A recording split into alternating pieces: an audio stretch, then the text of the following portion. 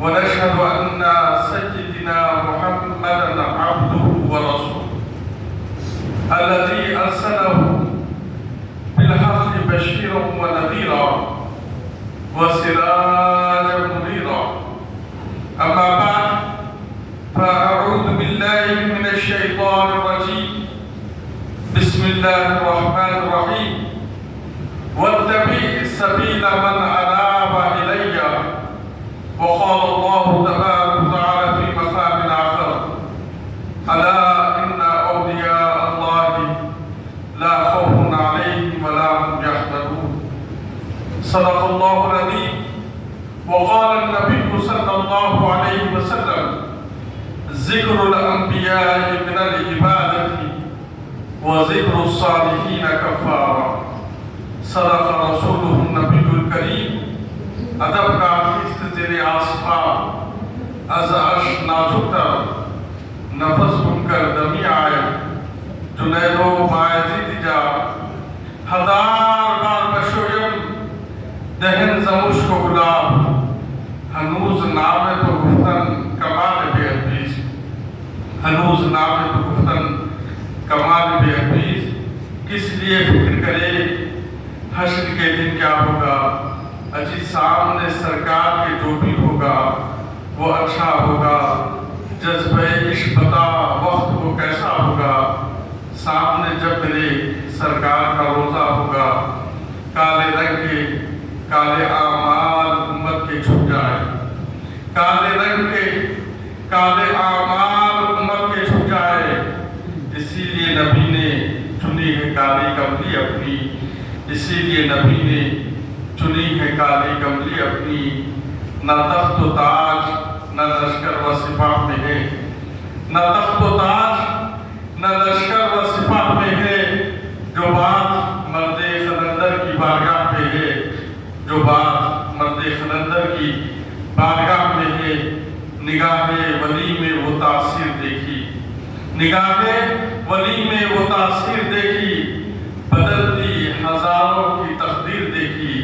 بدلتی ہزاروں کی تقدیر دیکھی.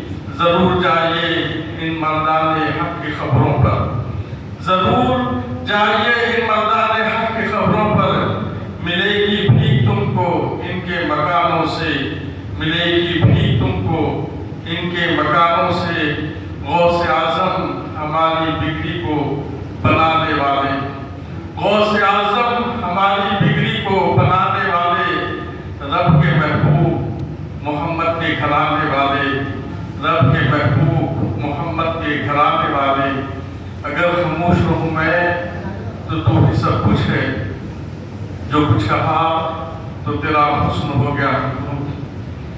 مولا تعالیٰ کا بے حد فضل و احسان ہے کہ اللہ رب العزت کی توفیق و عنایت سے ہم اور آپ جمعۃ المبارک کی ان برکت والی ساعتوں سے استفادہ فرما رہے ہیں.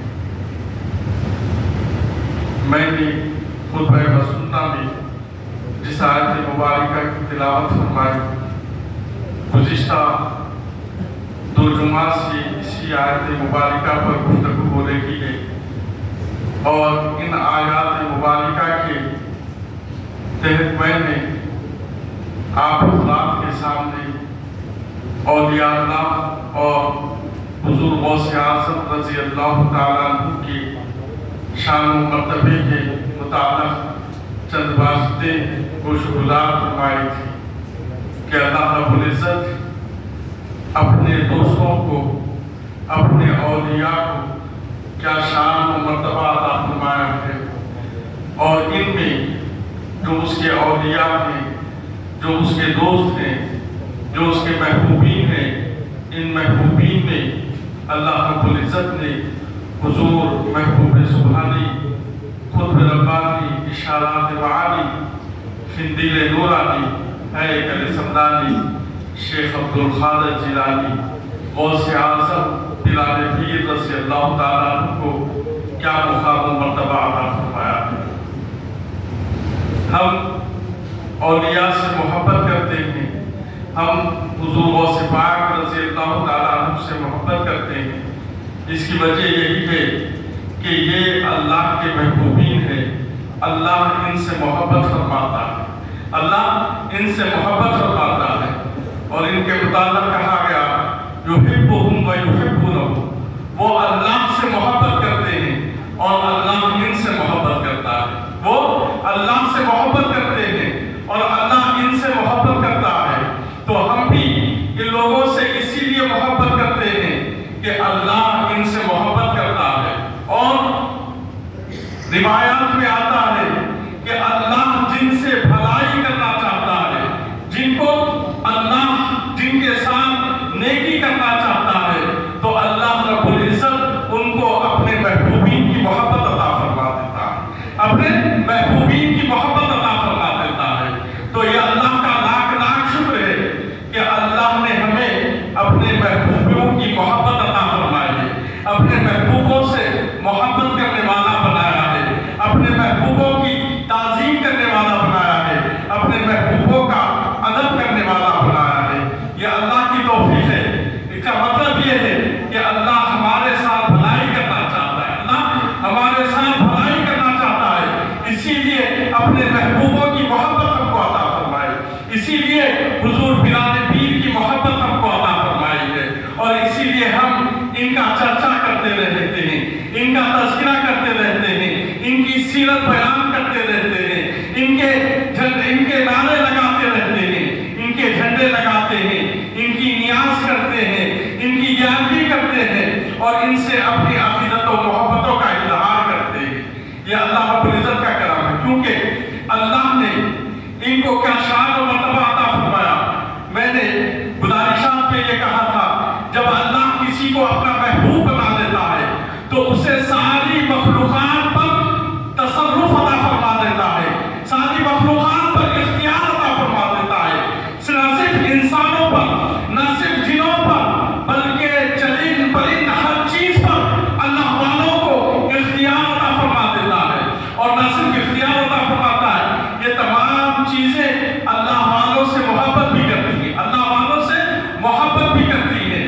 جیسے گزشتہ میں نے آپ حضرات کے سامنے کہا تھا کہ حضرت ہارون رشید کے بیٹے جب انہوں نے سب کچھ ترک کر بادشاہ کو ترک کر محل چھوڑ کر اللہ رب العزت کو راضی کرنے کے لیے جنگلوں کی طرف نکل پڑے، تو ان کا حال یہ ہو گیا، ان کا حال یہ تھا، دن رات اللہ رب العزت کی اطاعت و فرما برداری میں گزارتے۔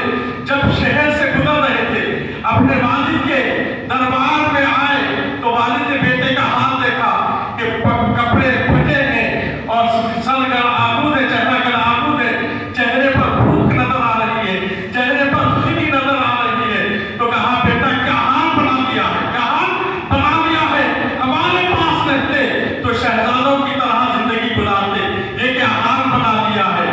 تو بیٹے نے کہا میں نے جو حاصل کیا ہے وہ آپ کیا جانے، وہ آپ کیا جانے، آپ یہ سمجھ رہے ہیں تخت پر بیٹھے ہوئے میں بادشاہ ہوں، آپ بادشاہ ہیں، تو بتائیے وہ ایک پرندے کو بلانے کے لیے کہا، وہ پرندے کو وہ بادشاہ نے حاصل رہ گیا، تو آپ نے اس پرندے کو اشارہ کیا، پرندہ خود بخود آیا، پھر اشارہ کیا چلا گیا، تو کہا والد محترم میں نے یہ حاصل کیا ہے، آپ کی بادشاہ انسانوں پر ہے، وہ بھی آپ سے تنخواہ لے کر کرتے ہیں، لیکن میری بادشاہ اللہ نے جانوروں پر بھی رکھی ہے، اشارہ کرتا ہوں تو وہ بھی میری اطاعت کرتی ہے، وہ بھی میری اطاعت کرتی ہے۔ یعنی ہر مخلوق پر اللہ تصرف عطا کر دیتا ہے، اور ہر مخلوق ان سے محبت فرماتی ہے، ان سے محبت فرماتی ہے۔ یہ ولی کی شان ہے، ولی کی شان ہے، اور حضور غوث پاک کی شان کا حال یہ ہے، اللہ نے آپ کو سید الاولیاء بنایا ہے، اللہ نے آپ کو سید الاخلاق بنایا ہے، تمام خطبوں کا سردار بنایا ہے، تمام اولیاء کا سردار بنایا ہے، اور آپ کی یہ شان ہے کہ اللہ نے آپ کو تمام مخلوق کے ساتھ ساتھ تمام اولیاء کے قلوب اور ان کے احوال پر تصرف عطا فرمایا ہے، اختیار عطا فرمایا ہے۔ میں نے حضرت شیخ شہاب الدین عمر سہروردی جو سہروردی سلسلے کے بانی ہیں، ان کا قول آپ حضرات کے سامنے رکھا تھا کہ آپ فرماتے ہیں میرے چچا جان نجیب الدین عبد القاہر سہروردی رحمۃ اللہ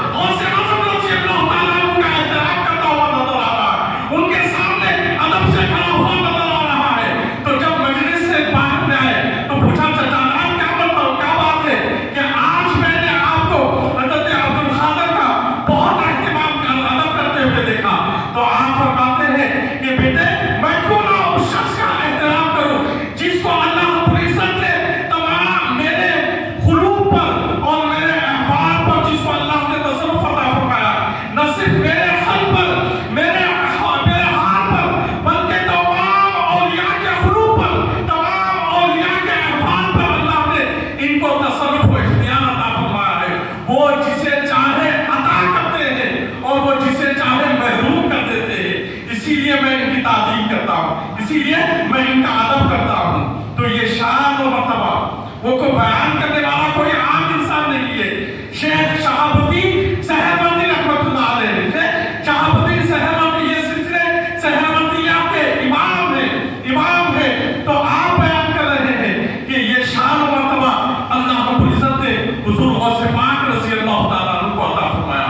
تو یقیناً میرے بزرگوں دوستو، اللہ رب العزت نے جو شان اور عظمت حضور غوث پاک رضی اللہ تعالیٰ عنہ کو عطا فرمائی ہے، کسی اور کو کیونکہ اولیاء پر آپ کو تصرف عطا فرمایا ہے اور ایسی شان و مرتبہ آپ کو عطا فرمایا کہ آپ کو اللہ نے ایسا محبوب بنایا ہے کہ آپ جو مانگتے اللہ رب العزت عطا فرماتا، کبھی آپ کو محروم نہیں فرماتا. ایک شخص کے مطابق آتا ہے کہ ایک ولی ہے، وقت کا ولی تھا، کچھ تکبر کیا تو اللہ نے اس کو ولایت چھین لی.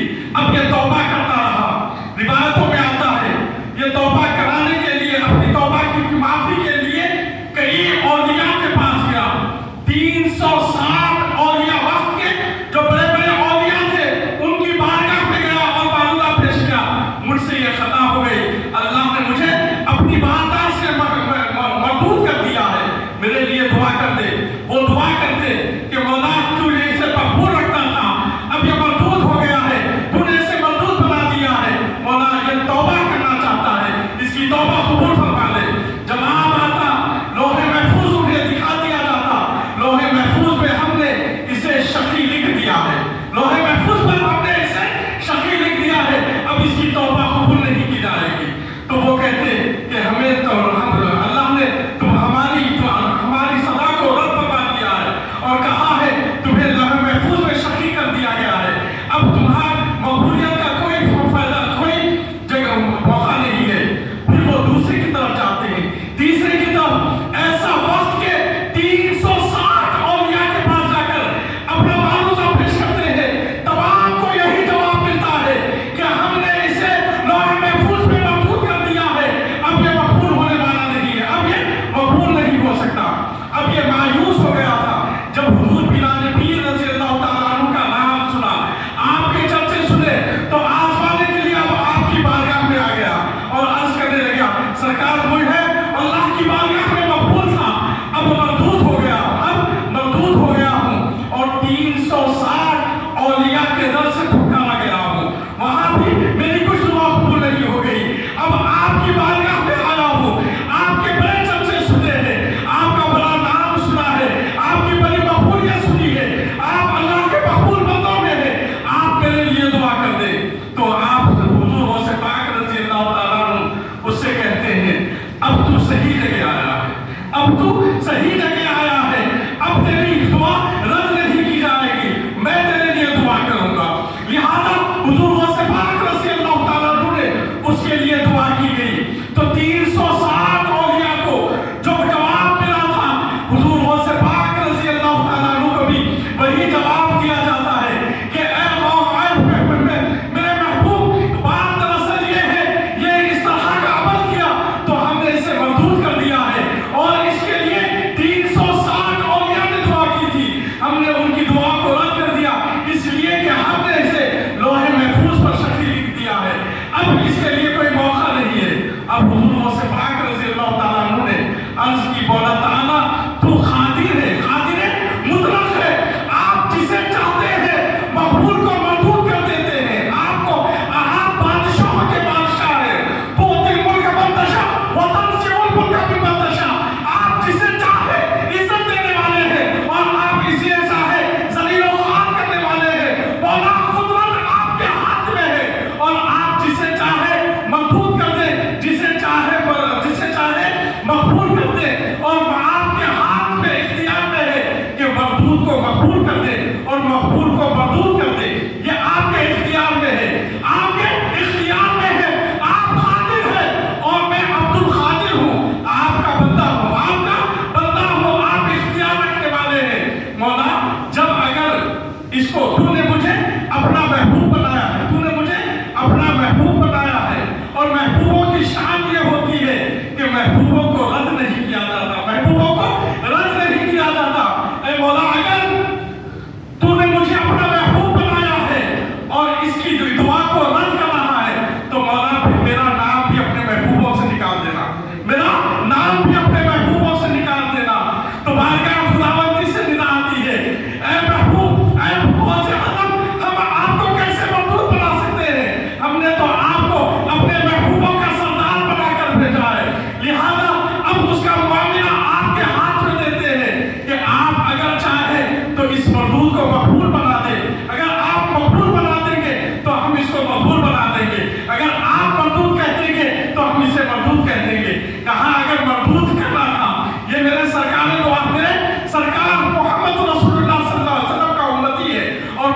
मरदूद नहीं दे सकता, मैं चाहता हूँ इसे मकबूल बना लीजिए। तो फिर अल्लाह कहता है हमने इसे अपने मकबूलों में शामिल फरमा दिया है। तो मेरे बुजुर्गों दोस्तों, ये शान और मर्तबा अल्लाह रब्बुल इज्जत ने हुजूर गौसे पाक रज़ी अल्लाह ताला अन्हु को अता फरमाया है। और आप ही के शान के मुताबिक आता है कि अल्लाह ने क्या शान और मर्तबा ये बताना लफ्ज़ है कि औलिया तो औलिया हैं, लेकिन हुजूर गौसे पाक को अल्लाह रब्बुल इज्जत ने औलिया की ऐसी सरदारी अता फरमाई है, ऐसा मुकाम और मर्तबा अता फरमाया है कि एक शख्स वो भी मरदूद हो गया था, तो वो शख्स ये इरादा कर हुजूर गौसे पाक रज़ी अल्लाह ताला अन्हु की बारगाह में आया कि आपसे दुआ कराए तो शायद अल्लाह मेरी दुआ को कबूल फरमा ले, मेरे दुआ को कबूल फरमा ले और मकबूलीन में शामिल कर दे। तो लिहाजा वो आपकी बारगाह में आया। अब जब बारगाह में आया तो हुजूर गौसे पाक का जो मदरसा था वो मदरसे की खाक को तबरुकन अपने चेहरे पर लगा लिया, तबरुकन अपने चेहरे पर लगा लिया। ये इरादा किया कि ये अल्लाह के महबूब बंदे की खतों से लगी हुई खाक है, इसे अपने चेहरे पर लगा लो और इसके बाद हुजूर गौसे पाक की बारगाह में जाकर अपना मामूदा पेश करो। तो फरमाते जब वो खाक लगाया, जो ही खाक लगाना था, अल्लाह रब्बुल इज्जत ने इस पर इल्हाम फरमाया कि ए बंदे, तूने हमारे महबूब बंदे के कदमों की खाक को अपने चेहरे पर लगा लिया है, लिहाजा हमने तुझे मकबूलों में शामिल किया था, अब मकबूलों से निकालकर मकबूलों में तुम्हें शामिल कर देते हैं। न सिर्फ मकबूलों में तुम्हें शामिल करते हैं, पहले जो मर्तबा तुमको अता किया था अब उससे भी ज्यादा मर्तबा हम तुमको अता करते हैं, उससे भी